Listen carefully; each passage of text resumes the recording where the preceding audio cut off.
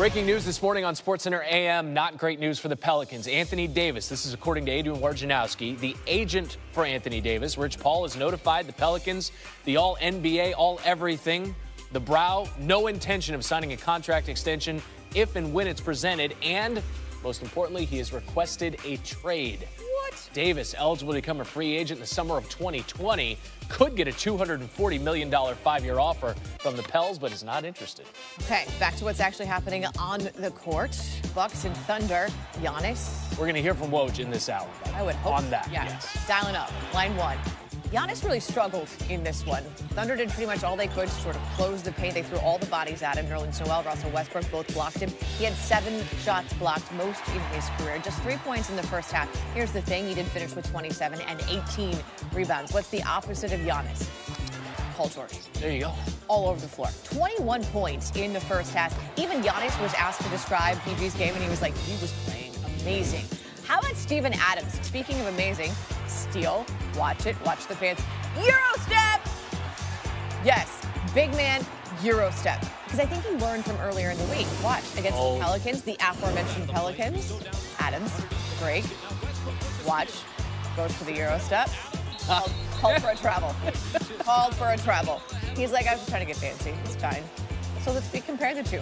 One allowed. The other one, not so much. Adams and his fancy footwork made it a 12-point lead for OKC.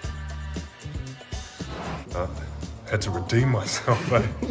No, honestly, I didn't even bloody think of it, mate. I was just like, just don't look like a just take 2 steps this time, not 3. Can I just be honest? He is my favorite player. No, because he's... Love him. Fourth quarter, Thunder up 4. Can you dunk on Giannis? Why, yes, Paul George. Yes, you can. Paul George, 36 points, 13 rebounds, and 3 steals. The Thunder snapped the Bucks' 6-game winning streak. Not pictured. And P.S. Russell Westbrook got another triple-double and an absolutely awful shooting night. He was 5 of 20 with 13 points. But the Thunder win 118-112. All right, we got the Suns, we got the Lakers. What we don't got is LeBron James or Kyle Kuzma. Street clothes for them. Lance Stevenson's like, I got this. And you're like, no, Lance, please. He said, no. It's all fine. Knocks down a 3 there. And this is the good Lance. He's going to drive, a little layup, a little scoop. Okay. He was 7 of 10 from the floor, and Lance was 3 of 5 from distance. And when Lance is feeling it, man, knock it down, air guitar. They asked him, said, what song were you hearing in your head during air guitar? He said, Beat It. So he was hearing Eddie Van Halen's famous guitar solo, and we got Richard Nixon in the background throwing up the P. Also, I was thinking Beat It was like Michael Jackson. What's happening in Los Angeles? And then maybe Lance was feeling it a bit too much. Just a little, because we've got a heat check on Lance, who's behind the backboard. Airball. To be fair, the shot clock was winding down. He had 17 points. The Lakers win 116-102. They won 4 straight over the Suns, but business is about to pick up in terms of the opposing schedule. LeBron could be back in this Lakers lineup soon. They could use him. This upcoming stretch starts tomorrow night. Lakers play 6 games against potential playoff teams over a 13-day stretch, including the 76ers twice, and then visits to the Warriors and to the Celtics. All right, back to our breaking news this morning on SportsCenter AM. Adrian Wojnarowski reporting. The agent for Anthony Davis has informed the New Orleans Pelicans that he has no intention of signing an extension and, as a matter of fact, has requested a trade. That news coming in this morning. Let's get to the architect of that news, or at least the purveyor of such information. It is our aforementioned ESPN NBA insider, Adrian Wojnarowski, joining us on SportsCenter AM. Woj, it's been long rumored, right? Like Anthony Davis, and he's not going to stay with the Pelicans. He wants to win, go to a winner. What more can you tell us about this news from his agent? Randy, Rich Paul told me this morning that he's informed the Pelicans that Anthony Davis, their all-NBA forward, will not sign an extension in the offseason when he's eligible to. He can become a free agent in the summer of 2020, and his intention is to head into free agency.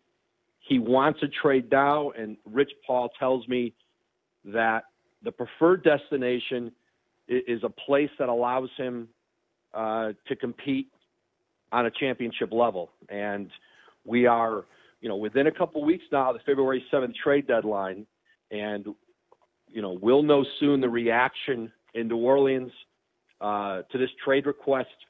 They had said all along in New Orleans They would not trade him during the season, but teams will line up immediately, beginning with the Lakers, the Celtics. The Knicks will be aggressive. There's not a team in the league that's not going to place a call to the Pelicans to try to get an Anthony Davis. This is a player who will change the landscape in the league when he is ultimately moved or leaves in free agency in 2020. Eligible for a 5-year, $240 million extension from the Pelicans, and he's willing to walk away from that. So, Woj, the ties here between Rich Paul, his agent, and certainly the most famous client of Rich Paul, that would be LeBron James out on the West Coast. The ties there, it's really easy to draw those connections. Is it too soon to draw those connections between the Lakers and now Anthony Davis? No, absolutely not. And certainly, Davis is a player who I think there are more than one team out there who believe they could sell him on re-signing. The Lakers have good young players. They certainly can offer future picks. Boston has an arsenal of assets unlike any team in the league, and that's first-round picks, that's young players. And Boston has a confidence that if they traded for Anthony Davis, that they could convince him to stay in free agency and re-sign. But right now, Paul has not referenced a particular team. He's left it open that he wants him to be traded, that Anthony Davis wants to be traded, essentially to a contender. But the Lakers will be very much in this. They're going to be aggressive. The plan had been in LA to go out, sign a big free agent player this summer, and then use their assets to make a trade for Anthony Davis. But LA, Boston, certainly all these teams will be more aggressive in the short term. Again, February 7th is the trade deadline in the NBA. He's Adrian Wojnarowski. Woj, we'll have you back if there's another development in this story this morning. Thank you for joining us on SportsCenter AM. You mentioned the Lakers. This is a look at the financial situation there, and it's a good one if you're a Laker fan because you look at the players signed through next season, right, 2019, 2020. 5 players on rookie contracts. LeBron is the only player making more than $10 million. See what happened last night between the Wizards and the Spurs? I mean, it happened fast. Popovich, 14 seconds moving on into the game here. Bradley Beal finds Thomas Bryant wide open down low and timeout. Now we're 16 seconds into the game. Quickest timeout called by any coach since Popovich called one 14 seconds into the game on January the 23rd last year. Called a timeout about 16 seconds into that game. Was there a particular message you were attempting to get across there? Yes, there was. Good to know. Later in the first quarter, a little wackiness, a little awkward. Whoa. That was Bertans. I think that was supposed to be an alley-oop. I think that was supposed to go in the hoop. Instead, it went into the stands. He got his revenge, though, 3-on-1. 21 points off the bench, 5 of 8 from 3. Not Pickard. Breaking news this morning on SportsCenter. Agent Rich Paul is telling our Adrian Wojnarowski that Paul has notified the Pelicans Anthony Davis has zero intention of signing a contract extension if and when presented, and that Davis is requesting a trade. Here is the quote to Woj. Anthony wanted to be honest and clear with his intention, and that's the reason for informing them of this decision now. That's in the best interest of both Anthony's and the future of the organization. You can't have a case of the Mondays when you wake up to news like that. Hello, I'm Nicole. He is Randy. Unless you're the Pelicans. Maybe. James Harden, though, has been ridiculous. Rockets have been winning, and last night Harden and Houston got some help. Magic. Yeah, the magic helped, but also Chris Paul is back. So what would that mean for Harden's historic month of January? Is there enough basketball to go around? Yeah, for a night at least there was. That is Chris Paul. First game since December 20th. He's missed 17 straight with a hamstring. James Harden, though, got his. And I mean early. 5-0 Magic. Nope. Knocked down a 3. Harden off to a good start. Here, though, something we haven't seen in a while. That is an assist. Kenneth Faried to James Harden. So 87 straight field goals without an assist, and suddenly James Harden is assisted upon. Here is how long that streak has been, because the player who got the assist was Kenneth Faried. He wasn't on the team when the streak started, and one player who was a Rocket is now a Bull. That is Carmelo Anthony. Harden went 304 straight points without an assisted bucket. That span, we told you about the 87 straight field goals unassisted. That's a streak more than twice as long as any other player in the last 10 seasons. And he did some assisting himself during the span. 28 dimes in between assisted buckets for Harden. That led to 70 Rockets points. All right. What about the rest of the game? Glad you asked. Magic up as many as 15 at one point. Harden had to get some rest. He's on the bench, so Chris Paul had to go to work, and he did. A triple from the wing, 12 points in 25 minutes for CP3. There, it's just quickness over size. Like he's working on Mo Bamba. Harden said CP3 had some extra pep. We'll hear more from Harden in a moment. Fourth quarter, Rockets down by 3, cutting it to 1 thanks to the floater for Harden, his first made field goal in almost 20 minutes of gameplay. That over 2 Magic defenders. 23rd straight 30-point game for Harden. That's the 4th longest streak all time. Here, Evan Fournier blamed himself. He went under the screen, allowing Harden to knock down the 3. So if Fournier blames himself for that, what about this? There's no screen involved. That's just Harden. Yeah, and it is Harden and maybe a little push-off. 8th 40-point game this month for the Beard. First since MJ to have 18 or more 40-point games at this point of a season. Rockets, 103-98 winners. Here is Harden on how CP3 looks. He looked good. He looked like he had an extra pep in his step. You know, obviously his first game back, but you know he did that same spin move and some other moves to check his body and how it felt.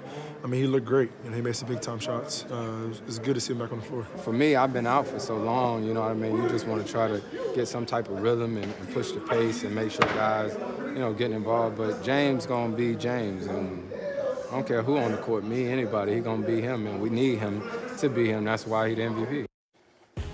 CP3's return, although the outfit did cost someone a couch somewhere. Diminish Harden's production a little bit? No, because Harden still got his. Matter of fact, 1 game to play left this month. Harden is averaging 44 points per game in January. That would be the 2nd most ever in the month of January and the most in any calendar month since Wilt Chamberlain, March 1963. What is it that they're saying about Luka Doncic and Dennis Smith Jr.? Redundant skill set? Raptors, Mavs, I don't know. Early in the first, should we do a chemistry check? Dennis Smith Jr. cutting backdoor. Doncic, dime, alley-oop. Chemistry looks fine there. I mean, that seemed to work. Smith had 13 points, 6 assists. Luka's line was better. This is in the 3rd, game tied at 81. And sharing is caring, setting up your teammate. Also caring, Dwight Powell says thank you. He had 8 points. 10 minutes to go in the 4th. Mavs out for Doncic.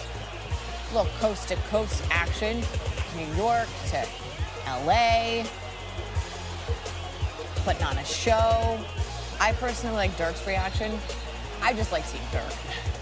Full disclosure. Mavs up 2 now. Doncic sizing up Serge Ibaka. Hits the 3.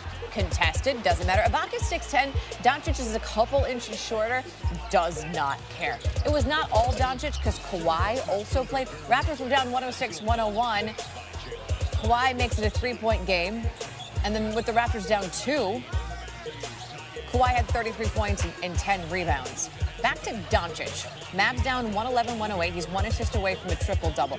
He gets it. More on his place in NBA history in a second. First, the line. Doncic, 35 points, 12 rebounds, and those 10 assists. But Kawhi is in his 4th straight game with more than 30 points.